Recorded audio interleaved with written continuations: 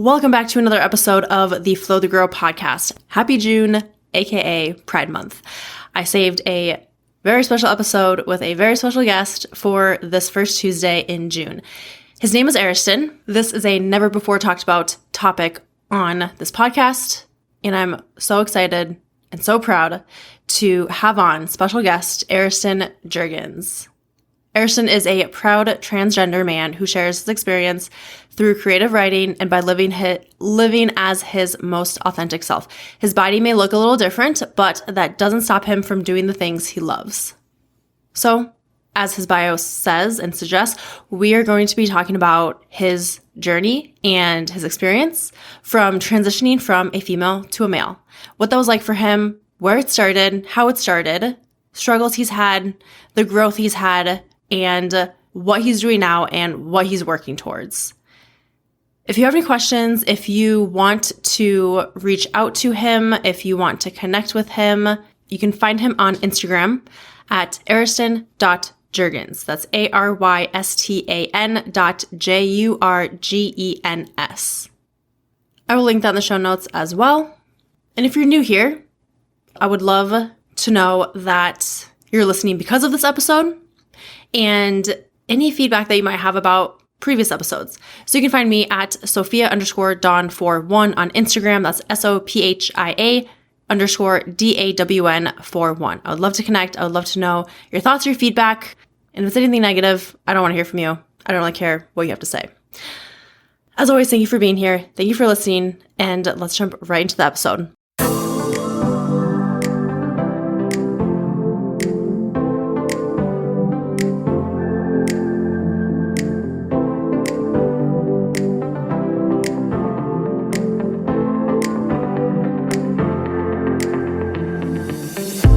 Welcome to Flow the Grow podcast, Arystan. That's how you say it, right? Arystan? Yeah. I should have double checked before I hit record, but that's all good. It's all good. Yeah, welcome. I'm really excited to have you. I'm excited to be here. I told all my friends about this, and then they were like, we're going to go listen. And then when we had to move it, they were like, aren't you supposed to be recording something? And I was like, oh yeah, we had to move it. And they were grumpy about it, but I was like, it's fine. It's coming. You just have to be patient, but they'll just be more excited. It kind of just brings in more excitement for them. Gotta wait a little bit longer. So yeah, I just, so we knew each other from Anytime Fitness and in Brookings way back when. Actually, that was probably I don't know, 3-4 years ago, I guess. Maybe. Yeah, that was when I was a freshman, because I'm pretty sure that was was that COVID year or was that the year after? I don't know. Oh, that might have been either right before or right after. I think it was probably right after, because that was my freshman year of college, was COVID year. Oh, okay. Yep. Yeah.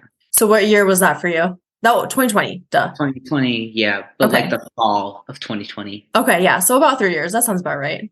Yeah. Yeah. And yeah, so I kind of put out there that I wanted to give an opportunity to anyone to share their story, and you reached out right away. And so I'm really excited. This is a very unique episode. We're about to have a very unique conversation. I've never had anything like this on my podcast here. So yeah, I am stoked.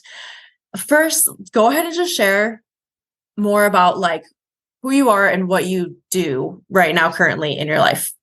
Okay. Well, obviously my name is Arystan, as she stated before. I have just finished up my junior year of college. That sounds so weird to say, but I'm majoring in English, but I'm gonna hopefully get into law school after I take the stupid lawyer entry test or whatever, even though my major is English. And I'm working over the summer. I'm taking summer classes and I'm just living, but also when I was thinking about what I wanted to exactly say when I came on here too. I've just been thinking about it a lot, because I'm what do I want my message to be, or what do I want people to take away from this? And also kind of going along with your whole podcast itself is the journey of becoming yourself. Because I think that even started when I met you, because when I was thinking about it, I was I joined Anytime Fitness over the campus gym because I had not like really transitioned at all. I was still like pre-hormones when you met me and pre-surgery. And one, I was like pre everything. So that made me super incredibly nervous to be out anywhere in public, just as a person. But then also like to be able to like work out and like try and build muscle and just like be healthy, like was just like a very self-conscious thing. And I think that was like coming to Anytime Fitness and then like having that safe space that like you and Heather had created was just kind of like a way for me to get more comfortable with it. Cause now like I'll go to the campus gym because one, it's like cheaper. It's like included with my college. But now I just feel more comfortable. And obviously like going through my transition, almost like I would say like it's a 90% complete. Cause there is some surgeries that I still want to have, but like 90% is complete. And I would say that there's like 0.2% chance that people don't see me as male upon first glance now versus like when you met me. Right. Yep. And let's go back to the beginning. Like, when did you know that maybe not that you wanted to transition, but when did you know that you didn't feel yourself in your body and in like being a female? I think like, so it's everybody's story is different, obviously. And I think from a young childhood age, like, because when you're about 4 and 5 is when you start like developing a personality kind of, and like, kids play pretend and they like make up stupid little games. And I remember like from that very young age, whenever like me and my sister and our like neighborhood friends would like play pretend, like I always wanted to like be a boy because there was one other like neighborhood boy that was in our like circle, I guess you would say. And so then like him and we would go off and like be the boys and do like the hunting and all the stupid little masculine things. And then my sister and the other like neighborhood girls would go off and they would like make weird potions with leaves and rocks and stuff. But when I think I really knew that like I wasn't in the right body, and this is like just, I know it's such a cliche to say, but like that's really how I knew, is like 5th grade. Back home we had the talk, but it wasn't like the sex talk. It was more of like hormone process, like puberty talk. And I remember like I was sitting in a classroom with all of the other girls from my class. And we watched this video and it was about like periods and like getting breasts and all that. And I think like from that point, I was like kind of internally panicking because I was like, I don't want that to happen. And that makes me really sad. Like, I don't want to develop breasts and I don't want to like have a period. I'm sure a lot of girls don't want to have a period, but like, I also don't want to like have children or, all of that sort of thing. And I don't think I really knew that transgender was a thing until 2 years later in 7th grade. But 5th grade was like the defining moment of like having that hormone puberty talk was like, it was like, okay, these things are actually going to happen if I like continue to live. And they did happen. I did go through female puberty and that sucked. But that was just like the learning experience, I think, for myself. So like, and it's crazy because you had said that you didn't like knowing what transgender is or was at that time did not influence you. Whereas today, and I've talked about this with my fiance Kiana, not necessarily about like transgender, but more of like probably like non-binary. Things like that. It's kind of almost like it's like if you are gay, if you're a lesbian, if you're bi, if you're a pan, then that makes you like popular. So people are like influenced by that, or like kids are influenced by that. Whereas where you were in your situation, that wasn't even a thing. You were influenced by that. It was like you had these internal thoughts and feelings before that. Yeah. And the like events leading up to that, like between 5th grade and 7th grade, sixth grade is when I started my like female puberty, and I like had my first puberty or my first period. And after that, I fell into a depression, I think from a multitude of different factors, but the fact that like I was turning into like a woman per se was like one of the biggest ones. And I had a lot of identity issues already. Like that's another story, but I remember like I would go to sleep at night and wonder why God would like create somebody like that. Like I know this is the wrong terminology, but for me, when I was going through this, I was like, why would God create a mistake? Like, why wouldn't He put me in the right body to begin with? Like, nobody else feels like this. Like, why am I going through this? And so, like one night, I was just like Google Google searching my symptoms, which is not what you want to do, but that led me to finding out about the term transgender and like the dictionary definition of like changing one's gender to align with how they feel like mentally. And then it was like boom, it was like answers are here, the angels are singing, and like everything makes sense. Like everything I've ever known made sense. Yeah, I bet it made you feel like relief and not crazy and like just yeah, you had answers. So it was kind of like to me, I feel like that would be kind of relieving or just kind of like making you feel validated almost, I guess. Like that Yeah, it clicked. It clicked in my mind. And then, I was happy about it. But I didn't know that like later on, like telling all these people would like make it not click. But I don't think I would ever like if I went back to that moment, I don't think I would have doubted myself even for a second. Because I didn't doubt myself when I found out. I didn't doubt myself, and I don't doubt myself today, but there was definitely doubt, between here and there. Mm-hmm. But if I went back, I would still be like, yes, this is the reason. And even looking back in my childhood, like, I don't really know how my parents like didn't see this coming on. I get that like sometimes, girls can be masculine, and that's like a new thing that people are like coming to terms with.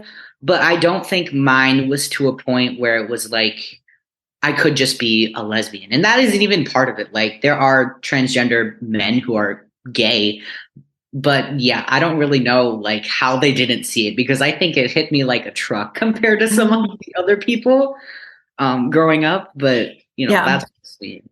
Were your parents the first people that you told, or like who did you tell? Actually, when this started?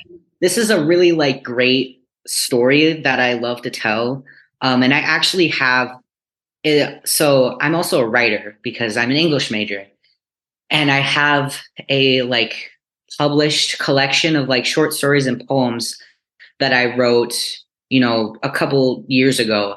But the big piece that I have in there that is like the opening piece, and it kind of is like it's the first statement of like, oh, this collection is like not a happy collection, but like good stories and good works don't have to be happy to be good. Mm-hmm.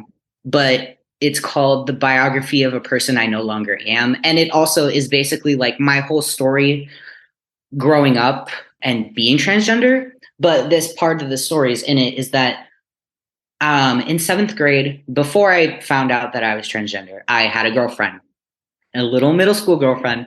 And obviously she didn't know that I felt this way. And I didn't know that there was a term that like coined what I was feeling. So she was actually the first person that I told. And I wasn't even completely like, I was like, I didn't tell her about transgender. I just told her what I was feeling, just feeling that I was more of a boy than a girl.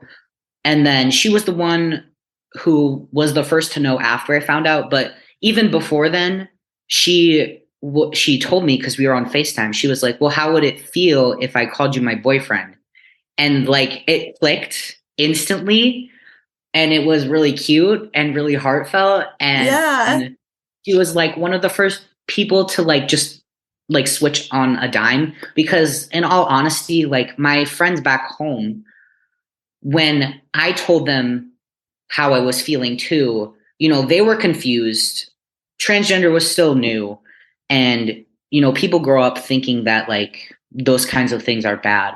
And that's, when I was growing up, I didn't think that, being gay or being a lesbian was right either. Like, that's just how we all grow up, depending on who raises you.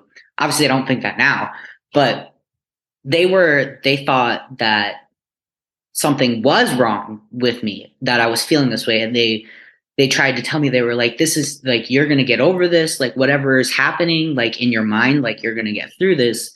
So my girlfriend was actually the first one that was like, if you feel that way, then that's what you feel. Very accepting. Yeah. Props to her. That was a very good question for her to ask, like in that moment. Wow. I mean, yeah, we ended on good terms. So like, I always say that like she was the first like person to really support me, and she still does. Like, we still talk here and there. Obviously, we're not dating anymore, but right. Nice. But yeah, that was So then after that, did you when was like, tell me more about like when you told, okay, so first question, did you ever have anyone, like whether it's family or friends, other than what you just said, kind of give you pushback about it, or like say anything negative to you? Or okay, what? Tell my me. My parents were not, and like, I'll say this because I can say it, and part of me is like, they're still my parents and I love them, but also they did cause a lot of hurt in my life because of this. And it could have gone down better, because I'm a very like, what do I want to say? Like, hard-headed person. Like, I just go at things like head first. And yes, I can be a little impulsive sometimes. So their first reaction when I told them, and it was very shortly after I told my girlfriend, because I can't keep a secret. And I'm like, this is what like, why would I want to hide that if it's who I am? And when I told them, they thought that, it was a phase or whatever. They were like, well, we'll see how this goes. And when I was 13, probably around seventh grade, there wasn't really anything I could do about like transitioning, other than just like what they call social transitioning, which is like cutting your hair, dressing differently, just not really anything medical, which obviously really upset me at the time, because I was like, this seems like the answer that cures everything. And it took a long time for them to kind of come around to the idea. And they aren't really 100% even today, which is a little upsetting at sometimes. But I'm living probably like my best life right now, because at one point there was not even one point, there was more than one point in high school where I just didn't want to live at all, which is really sad to say, but it's the truth. And part of that is because of like bullying and the blowback, and part of it is also because of society and like all of the things that you see now with like anti-trans bills and all of that stuff. Like, it's still really hard for me to see, knowing that there are kids out there who are in the same, and if not worse, positions that I was. I'm lucky enough that there are a lot of kids out there that if they ever did mention it, they probably, would get kicked out of their homes or like shamed or probably worse things. But my parents were just kind of, they're like, well, we'll just kind of wait it out and see. They kind of were testing me to see if I was like just having like an impulse phase, like a rebellion phase. Yep. If it really was. And I stood the test of time, and I advocated for myself, and it was hard, but I did it. How did you get through that time? Like, when you said that there were times when you didn't even want to like live anymore, what made you keep going? Well, writing has always been kind of a like coping mechanism, because I think for me personally, I'm really bad at expressing emotions verbally, versus on like when I write it down, I can like see the words visually on the page. And that's where a lot of like the stuff from my book comes from, is from those like high school years. And a lot of it is, it's depressing, it's angry, it's sad, it's suicidal, but it just really shows everything that came to be before I felt like I was free after I got my top surgery.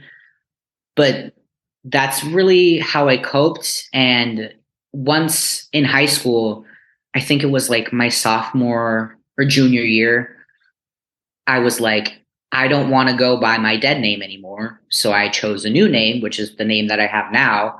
And I told all my teachers, and my friends were already using it because at this time it was like way before that they were like chill with it. Um, so then, school was kind of like my home away from home, where I was kind of living like two different lives, I guess you could say. Or for me, that's what it felt like. Yep. How did you choose your name? So I am also adopted from Kazakhstan, which is a country that is like kind of near Russia and Mongolia.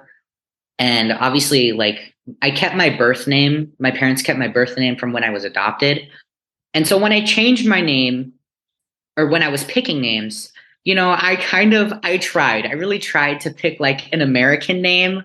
Um, but they really didn't suit me. So then I was like, well, I'll go look at names that are ethnic and like my ethnicity kind of from my country.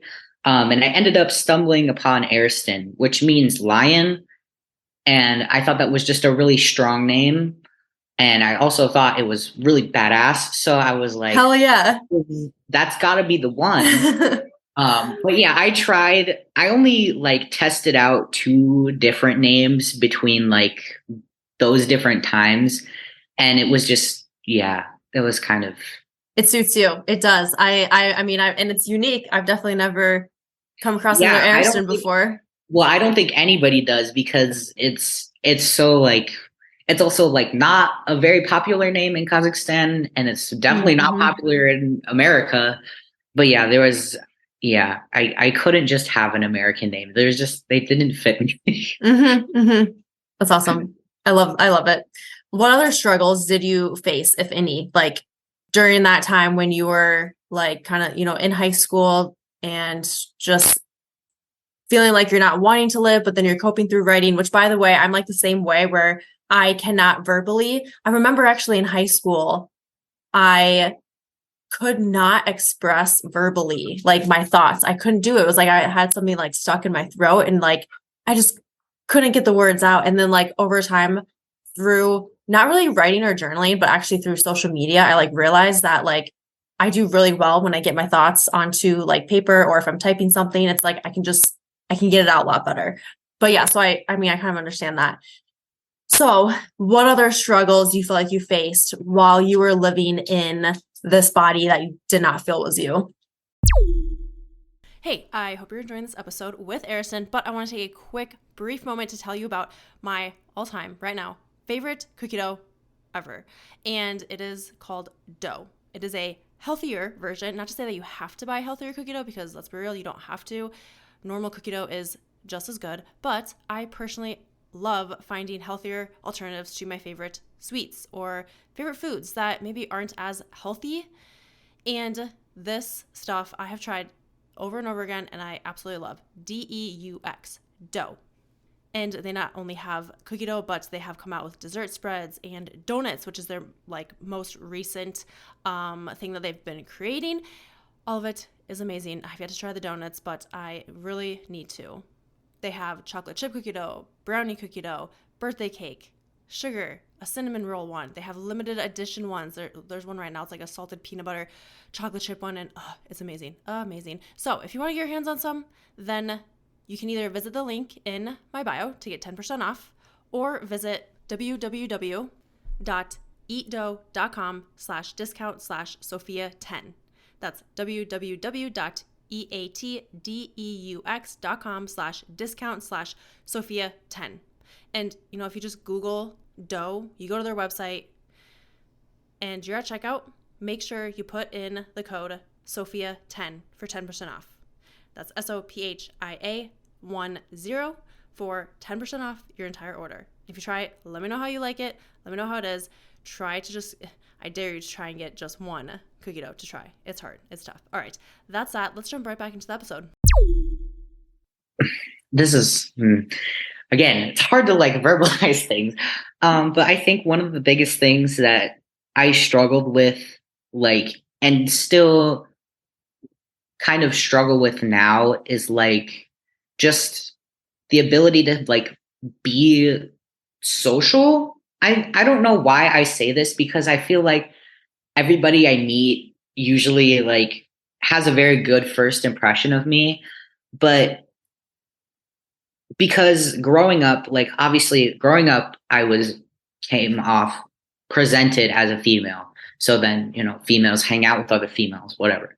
And then, middle school, when I was starting to figure all this thing out, piece it together, it was like, okay, well, also all of my friends are also female. And then going to the same school and then publicly coming out as transgender is like lighter fluid in the fire, because then you have these girls who are like, okay, well, you're a boy, so we don't really want to hang out with boys. But then you have guys who are also very, I tend to find it that men are a lot more like wary about LGBTQ things. At least the men that I went to school with. I can't speak for all men because, like, if men are in the LGBT, they're usually pretty chill about whatever. But the men that I went to school with, they were confused. They didn't know what it was. And honestly, they probably just got a kick out of it because high school is a terrible place. And yeah. So I was caught in between of like, all of my friends are female. And although they didn't like be like mean and like leave me or whatever, but it took away my ability to kind of make other friends and kind of like see it from both sides, because now like dudes will willingly talk to me, and that's great because like I'm presenting as male, they see me as another male, but then internally I'm like, what do I talk about? And this also doesn't help because I know shit about sports. I know absolutely nothing. That's what I want to talk about other than like women. And women is something I can get on the same wavelength because like I identify as straight. But like if it wasn't for women, like what would I talk about? Right. Like, yeah. It's I don't know, it's stressful. And now like, I still find that most of my friends are female, which like is fine with me. But then now in college too, when it comes to like getting apartments or living with other people, like I'm living in an apartment this fall with 3 of my friends who are all female. And I remember one of them told me that their mom like was asking questions about it because she knew that I was transgender and she was fine with it, but she was asking some questionable questions that were just like, I get she wanted to know, but also like it just didn't make sense to me. Right. Like why she was asking some of the questions she was asking. Yeah, because one of the questions she had asked was if I have to disclose if I'm transgender to like anybody that I choose to room with in the future, which like is definitely like no. Like my roommate that I have now that I live in this apartment with and the ones that I lived in my previous apartment with, I didn't disclose to them that I was transgender and they were also of the opposite sex. So yeah, I just think that some of those things are questionable because it's like, well, if you're asking, does that mean you're uncomfortable with your daughter living with me? Exactly. Yeah. Like if you say you're fine, are you not really fine? Well, and like, why would you have to disclose that information when you like, for me, it wouldn't make sense if legally you had to do that because. Well, also like, does that mean you have to disclose if you're not transgender? Exactly. That's what I'm trying to get at is like, you have to tell me you're not transgender, or this other way around. If like you have to disclose that you're gay, then I have to disclose that I'm straight. What is going on? I guess I don't. Yeah. Because I mean, I know on like some, I don't know about like leases if you have to put like male, female, or whatever. So I don't know if she meant that or if it was like we have to verbally disclose that. Which no, I feel like I would have been like, do you have to disclose that information to who you're living with or to your friend? Like, I don't know. It doesn't make sense to me. Did you publicly, like, other than that girlfriend at the time and your parents, how did you publicly come out like to other people, like in general? Do you know what I'm saying? When I first I say that I first publicly came out in freshman year of high school because that's when I really like told everybody. And one way that I did tell people was through Facebook, like my Facebook page at the time. And I've gone through phases of like deleting my Facebook because Facebook is just like a marinating of like angry people who just like want to talk crap all the time. Yeah. And sometimes I have to be like, no, goodbye. Yeah. But at the time I had wrote this big long paragraph and I put it out there and people knew right away. And there were definitely mixed reactions, especially from like, my family who were on there, like extended family and whatnot. But that's what I say publicly, come out as far. And then as far as like, changing all my social medias to have the name that I wanted, that was kind of like people's way of knowing, basically. What were you most scared about, like when you were making that post? Or were you scared? Were you excited? Like, what were you feeling? I think younger me was fearless. I think younger me had no doubts about anything. And like I said, I'm very hard-headed. So I was just like, I'm going to go for this and I don't care what people think, which is great for back then. Now, well, and after being through all of those years of high school, it kind of like diminished that kind of like brick wall that I had put up. Mm-hmm. But the brick wall is coming back. So we're getting there. But like when I first came out, I was like, yup, this is who I am. Nobody's going to stop me. I don't care what everybody else thinks. You can block me if you want, but that's not going to stop me from being who I am. And then high school hit. And then it was kind of like, I'm going to be who I am, but I also kind of care if you choose to stay in my life or not. And then after that, coming to college, I'm like, I'm going to be who I am. And I'm going to actually remove you because I don't care. Nice. So it's kind of come full circle. Yes. And still working on it, but it's better. So when did you decide then that you were, not when did you decide this part, but when did you start to make the transition, like medically? And what was that like? It all this is how it all came together, is that because like South Dakota, there's not very conservative and not very supportive of trans people. And so there's no clinics really in South Dakota that you can go to for trans healthcare. So when I was 16, I did my research, and there's a clinic up in Minnesota, in Minneapolis, that would have allowed me to start hormones at the age of 16 with parental consent. And so I told my parents about it, and we actually went up to the clinic when I was 16. But they were ultimately like, yeah, this sounds like risky, and we don't want you to make changes to your body that are permanent and then have you regret it later. And so obviously that was a hard thing for me to accept. And I was very angry after that for a while, but here we are now. So then before my 18th birthday, I was like, look, I like sat my parents down. I was like, I cannot go to college as a female. Like, I can't do it. I can't go to college as a female with my dead name. Like, I'm not going to do it. And my mom was like, okay, well, can't they just put your preferred name on your documents or whatever? And I was like, I already talked to them, and it has to be your legal name, which sucks. Honestly, it does. And I was like, I don't want people to ask questions. I don't want that part of my life there. I just want a fresh start. And my mom kind of understood wanting the fresh start.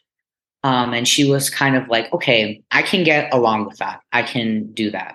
So that's when we legally changed my name so that I wouldn't have to go to school with a past, is kind of how I put it. So I changed my name right before my 18th birthday. And then she was like, look, we changed your name, but we want you to get out of this small town, see how college is before you decide to like pursue any medical transitioning. You know, you're going to be away from everybody that you know. So you really do have the fresh start. And if you really want to continue, then after your first year of college, you know, we can work something out, you know, start that process or whatever. So then I was like, okay. And in hindsight, my mom probably should not have said that because COVID year was literally the worst, but I pulled through. And then after my first year of college, I was like, okay, I still want to do this. And she was like, cool, great. So that's when I decided to move forward, I wanted to go with top surgery first, but that didn't end up happening because I had to change therapists because you need like a letter of recommendation from your primary physician, from your mental health professional, and then all these other things. So I had to switch therapists and then basically, build up a relationship with her to basically for her to be able to say that I was mentally stable enough to have surgery. So then the summer after my sophomore year, as I was, getting into new therapy and whatever, I went back up to Minnesota to that clinic, and I was 19 then. So then I was like, I can start hormones without parental consent. And even though like my parents, they weren't really happy about it, I went and did it because I was like, this is my life, not yours. Hell yeah.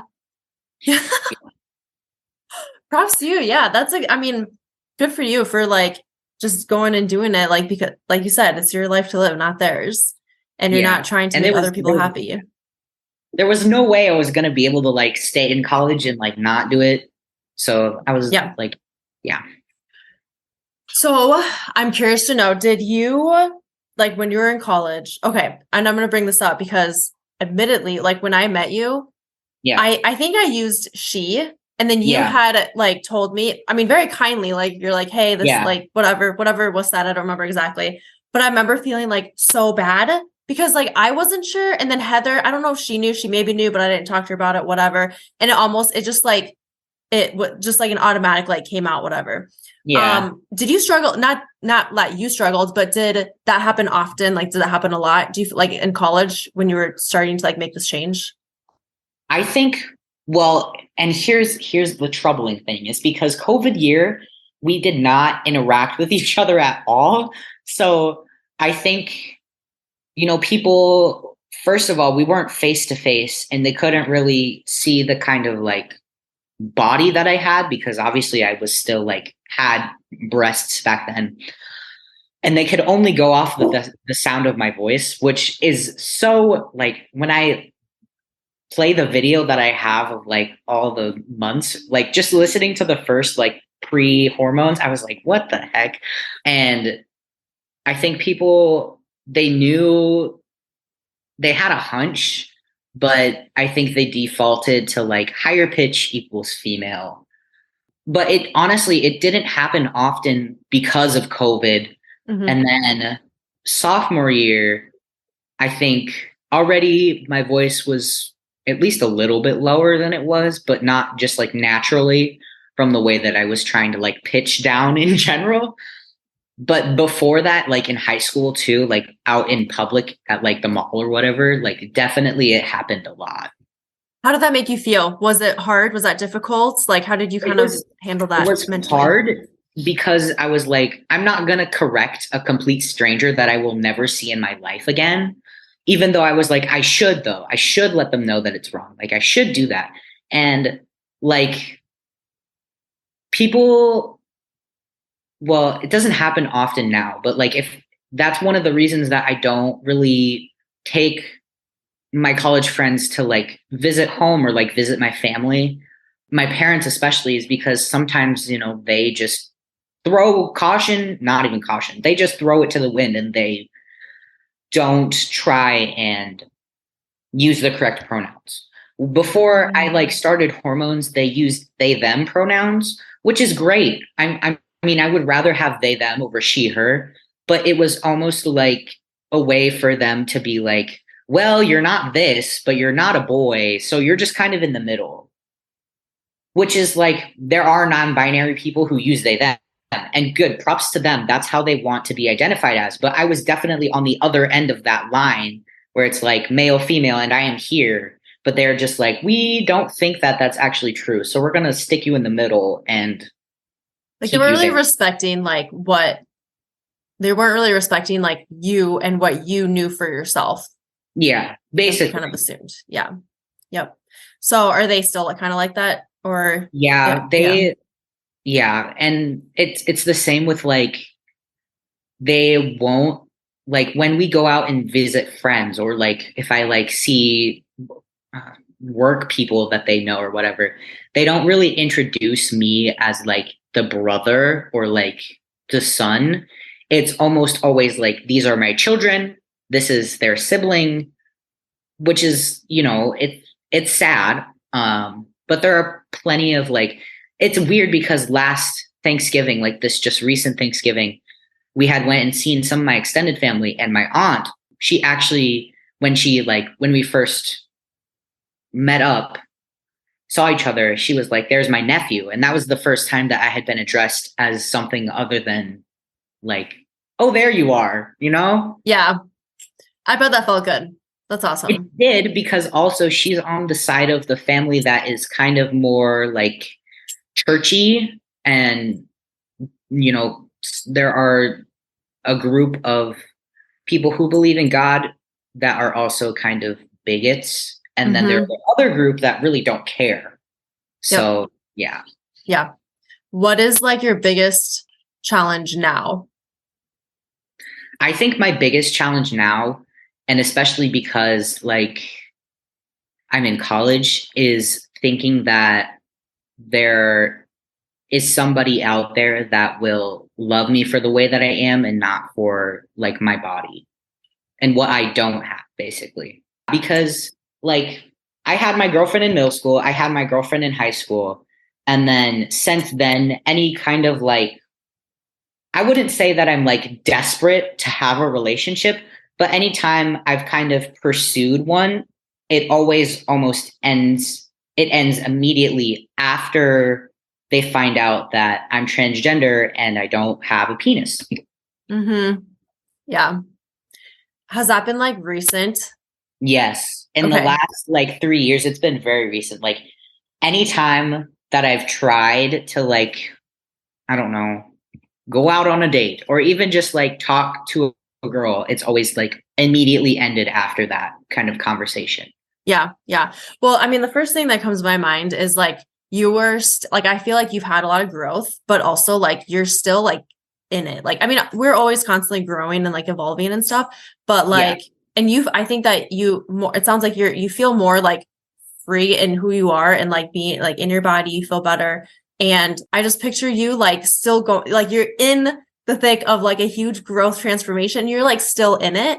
So like, there'll be like, maybe like relationships here and there. And I'm not like a relationship expert by any means or anything, but this is just kind of like what's coming to mind is that like people will come and go, but eventually like they're not here for a reason. And you will find someone who like 100% like loves you for you, no matter what, you know what I'm saying? And it's just, and I always picture it like this too, is like getting top surgery was like a peak in my life. Like I had a lot of emotions after it too, because I really wasn't used to the fact that like the thing that caused me so much like dysphoria for my body and dysphoria for myself was gone. So that was a new thing to get used to. But like the peak up to it was peak, but then we're kind of plateauing a little bit, and then we'll go up again eventually. But it's just a weird thing to think about of like, I don't know, I still have so much to do, and to think that like, if I didn't keep pushing, I probably wouldn't have made it here. Like in all honesty. Exactly. Yeah. Yeah.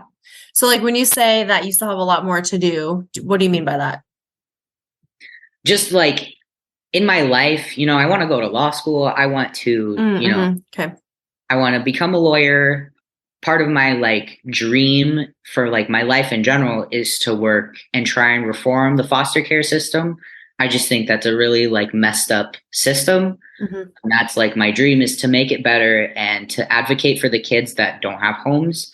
But then also, like part of me, like I want to have a penis someday. I want to get that surgery. And I'm just now hitting the male puberty stage in hormones, even though this will be 2 years that I've been on them, but I'm just now hitting like the actual puberty stage.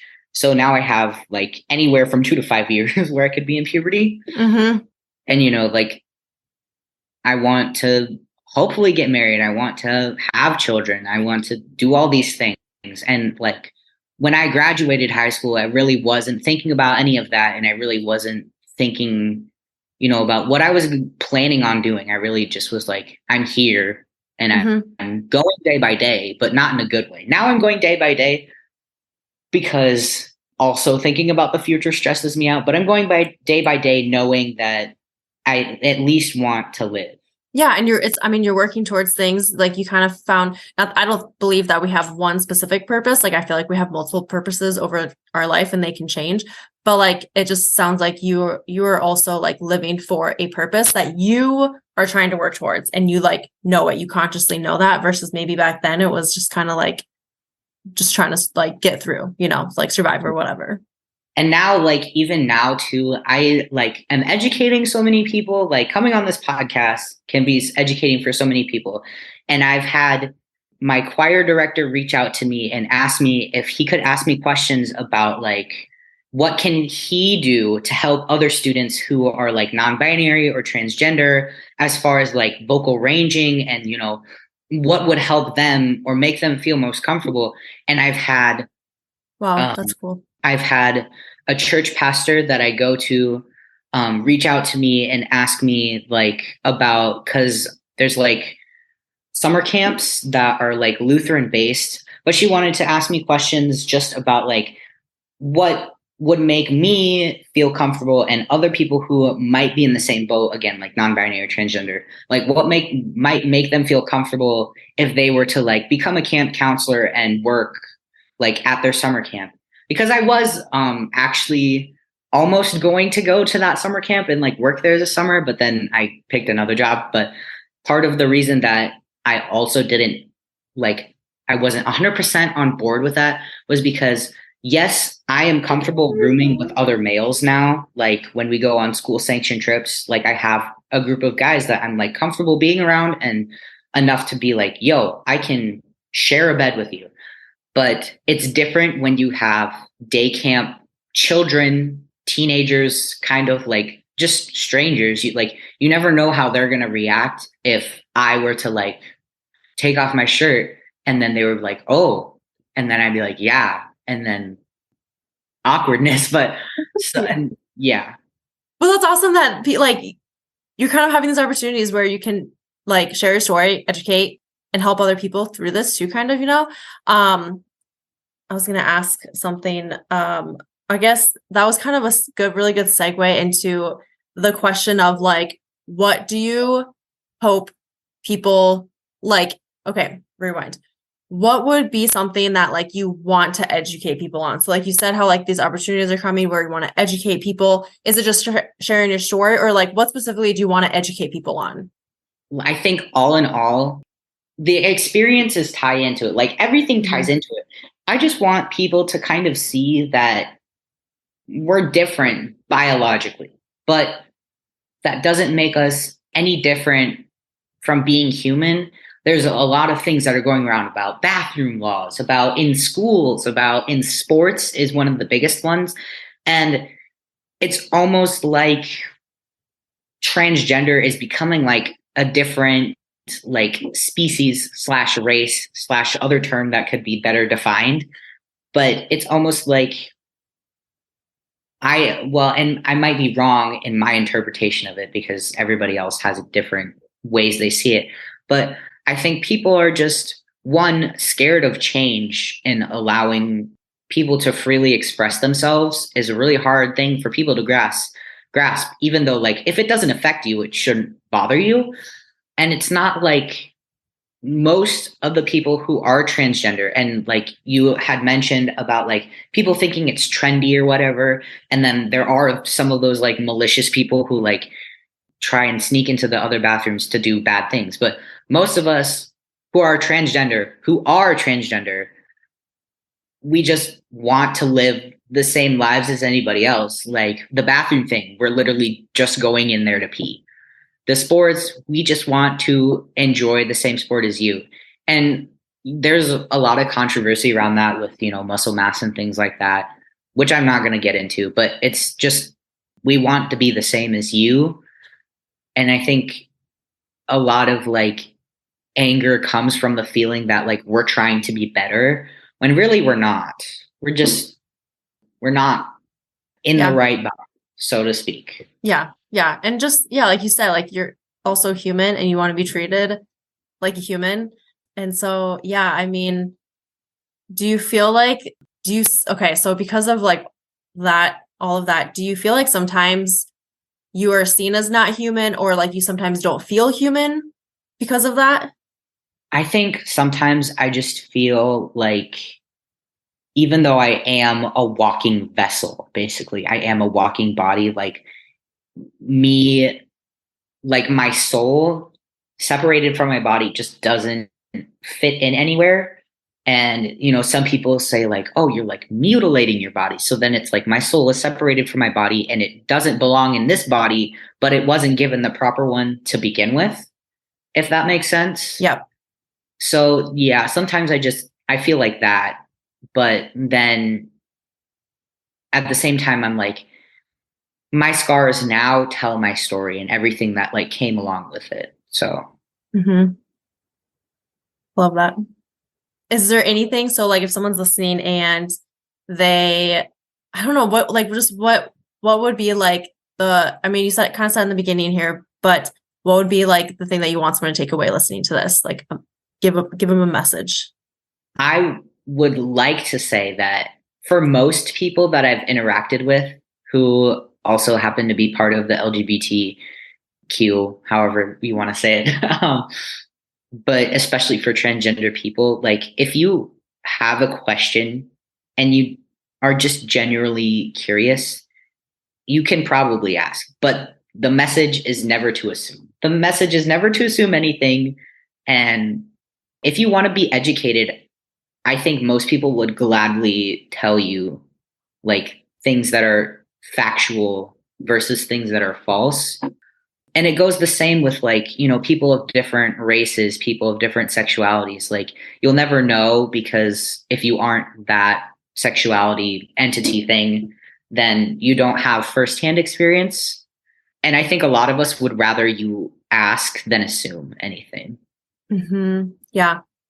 Like, no matter what the question is, always ask. And I think it's okay to be curious, like, because then also it creates that conversation and that, what's the word I'm trying to look for? Like, to like, it like puts it out there more, like not, it's like bringing it from like stigma to like, kind of like mental health brings it, like starts conversation, brings it from not talked about as much stigma to like something that is just talked more about and getting answers versus assuming and then just like, either not talking about it or go ahead. Also, like if we really don't want to talk about something, like usually like this is a question that you probably shouldn't ask. This is a question you probably shouldn't ask, is never really ask what a person's like name before was.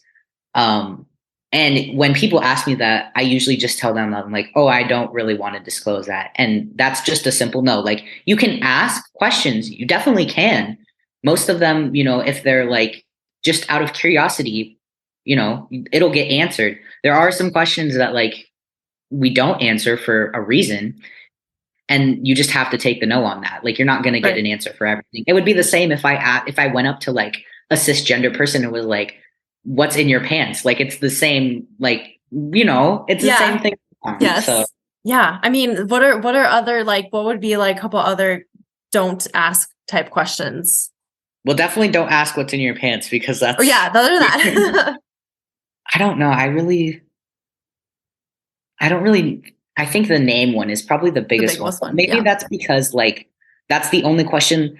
That is only the question that I've ever really been asked where I haven't answered it. Yep. Okay. That makes sense. And I'm sure it could be different from, for other people too.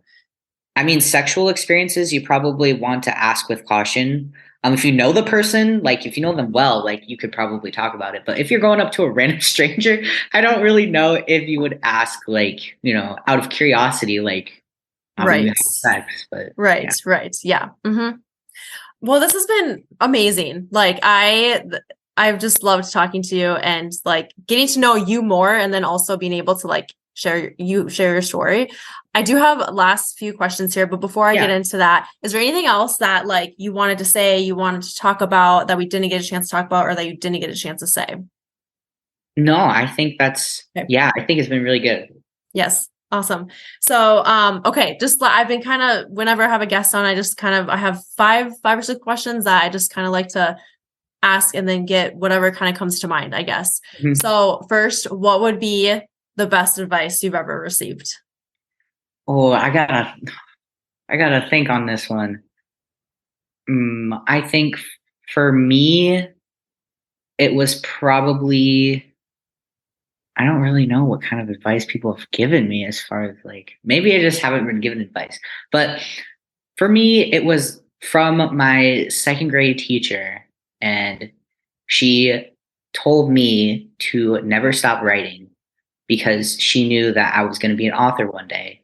And also kind of saying like, if you write it down, like you don't have to keep those thoughts there. And that kind of stemmed like the writing as a coping mechanism, because you can write it all down on a paper and you can burn it, you can rip it up, you can crumple it up and throw it away.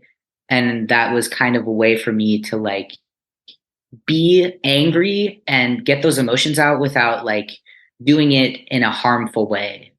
Yes. Yeah. I love that. And it's so cool to like hear people talk about like something that a teacher said back whenever, Yeah, and they're still like doing it. yeah, Miss Hampshire, love her. She was the best teacher, and she was right. She was right. Yeah. I've never stopped writing. Never have. Yes. Amazing. So then, opposite of that, what would be the worst advice you've ever received? Um, hmm. I feel like, and this isn't really advice, but this is more of just like a saying that I absolutely like hate, even though it's used so commonly, of like, it'll pass and you'll be okay. Because I feel like saying that is kind of like being like, you can push whatever's bothering you aside because it's not that big of a deal. When sometimes like you really do need to take a step back and let those feelings develop, and kind of, you have to let yourself like grieve sometimes, and you have to like let yourself feel low for a little bit, which is something that I learned after having top surgery, because I had a little bit of like imposter syndrome of like not feeling like myself, because like the source of anger was gone and I wasn't really used to that yet. And I feel like people saying like, it'll pass, you'll be okay, like it just is not great advice to give to somebody who's like not feeling the best. Like there are better ways of going about it. Like usually instead of saying that, like my friends will be like, I know you're in a tough spot. Like, is there anything I can do to help you with these feelings, or something along the lines of that? And it's more of like inviting like those thoughts to come out. And then, eventually those thoughts either dissipate, or, you kind of just are there and you get better. I love that. I love that. I do think it's important to like sometimes just sit in your feelings and feel how you feel. And I mean, I think it's important to not like let that be a reason to like continue that. Like maybe sometimes it's being intentional with then doing something that like brings you joy or whatever. But I do think it is so important to just like sit in those feelings sometimes and let yourself be sad, but at least know that, like you can be sad for now, but eventually it's gonna be not sad. Right. Yes. And then also like the fact that your friends will ask you like, is there anything I can do? Yeah. I think that's a great question. So thank you for sharing that. Is there any like, so personal development or self-growth, is there any, and it doesn't have to be that, but is there anything like a book or an audio or a person, like mentor type person that you love to follow or listen to or read about? Do you have someone that comes to mind or something that comes to mind? Well, I'm going to say this, and then she's going to listen to this, and then she's probably going to be like, oh my God. But my best friend that I met last year, her name is Grace. Grace, when you listen to this, hello. Hi, Grace.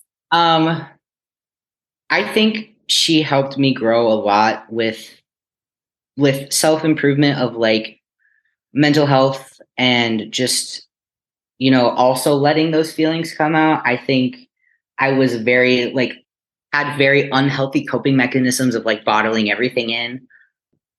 And sometimes I do struggle with that, but she also got me back into like writing poetry, because I've been kind of a big like story person of like longer works, but she kind of also inspired me to kind of make my collection of like poetry and short stories. And she has fantastic works out there, works of poetry. And I think that even though we've only been friends for a short amount of time, like it's one of those friendships where it's felt like it's been longer. And she's somebody that like I just automatically felt comfortable around and automatically could just be myself. I feel like in the most authentic way. Because there's always that, like, my friends from home, they know my past. My friends here, like, they don't know my past, but like, it was like, I didn't really have to worry about any of that. Aw, that's awesome. Everyone needs a Grace in their life. Yes. That's so great. Yeah. Yes. That's awesome.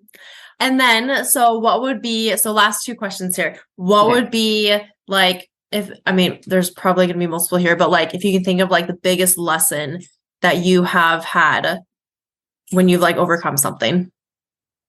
The biggest lesson is that there are moments in time where you also like, again, I'm going to talk about being sad, but like, I think it works. Like when you are sad, it can really bring you down, but also there are those moments in life where you feel really happy, and life is too short to worry about everything, to worry about money, to worry about school. And sometimes I think I've had to learn that, so what that I have a paper due tomorrow? I'm going to go out and have fun with my friends for one night, because this night isn't going to happen forever. You know, people grow up and go off and do different things.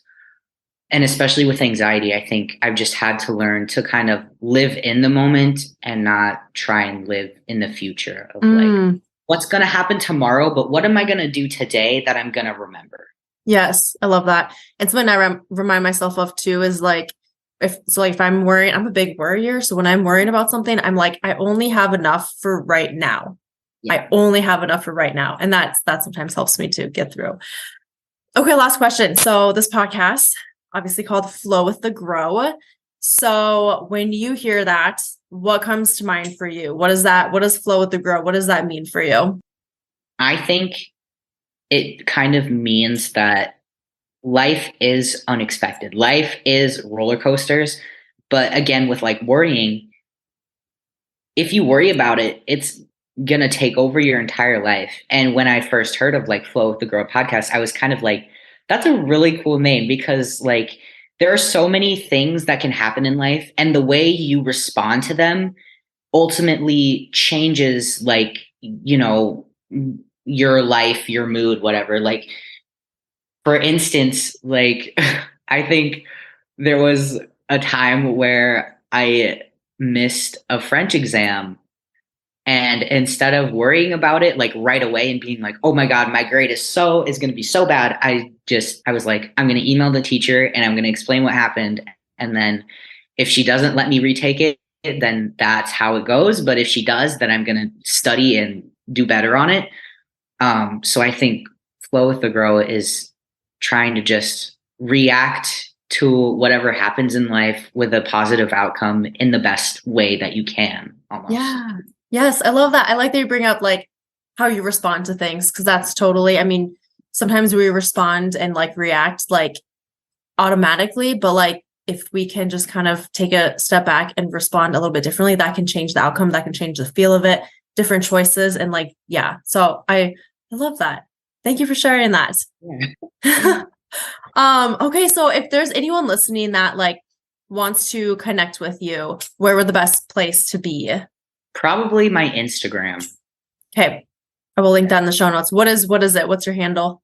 It's literally just Arystan.Jurgens, I'm pretty sure. There we go. Yep. Pretty simple. Awesome. Yeah. Well, I guess I should ask, can people reach out to you? Oh yeah. I would like 100%, especially like just to have friends. Like I'm a very like, my love language is like quality time. So even if we're just like on, like my friends will be on FaceTime, like doing two completely different things, but it's just the fact that we're like, can see each other sometimes. Yes. You know? Yes. Awesome. Are you like, is there any, I don't know if I want to call it a support group, but like community, like, are you either in a part of a community or like maybe, wait, do you have Facebook? Yeah, I do have Facebook. Oh, yeah. So, I mean, sometimes I'm there's like not groups and stuff, but you're not on too much. not in any groups on Facebook, and there is like Or like resources, I'm thinking. there is like what is it called? They don't call it Gay Straight Alliance anymore. It's like, but we call it Gay Club on campus. But I also like, this is probably going to extend the podcast a little bit, but I haven't gone this year after getting my surgery because a lot of those students in that club, especially like transgender students, are not at the same place medically that I am. And I could almost sense a little bit of jealousy when I came back to campus and I had gotten top surgery, and I've had been on hormones for a while, and it kind of just made me feel a little bit disconnected because I don't want to show up and be like, oh, my life is so great because I have like 90% medically transitioned, when my other peers like can't afford that, or they don't have the support at home to do that. So that is kind of where I was at for this year and like doing support. But also my doctor that I go up to see for my hormones, she's a great resource. And, being in Minneapolis is a great resource in general because they're very open. So that's usually who I kind of go to. Okay, awesome. So I will connect with you after this. And do you think, can we share that information? Like your doctor or like the place, I guess, whatever. Okay, cool. Yeah. Just so I can put that in there in case anyone is like, I need that, or I need to like at least go talk to someone, or, whatever. Okay, great. Well, this has been amazing. I actually like have been having a lot of anxiety today. Like, I don't know. I don't like labeling it as anxiety, to be honest. It's just, I don't know. Cause I'm like, is it anxiety? Is it not? It's just like a worry that I've had all day.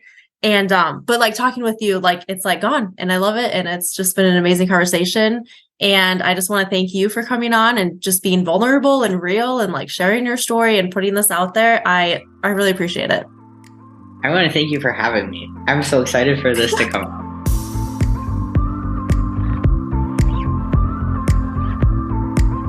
Thanks for tuning in to this episode of Flow with the Grow. I'll see you next week for your daily dose of positivity and growth.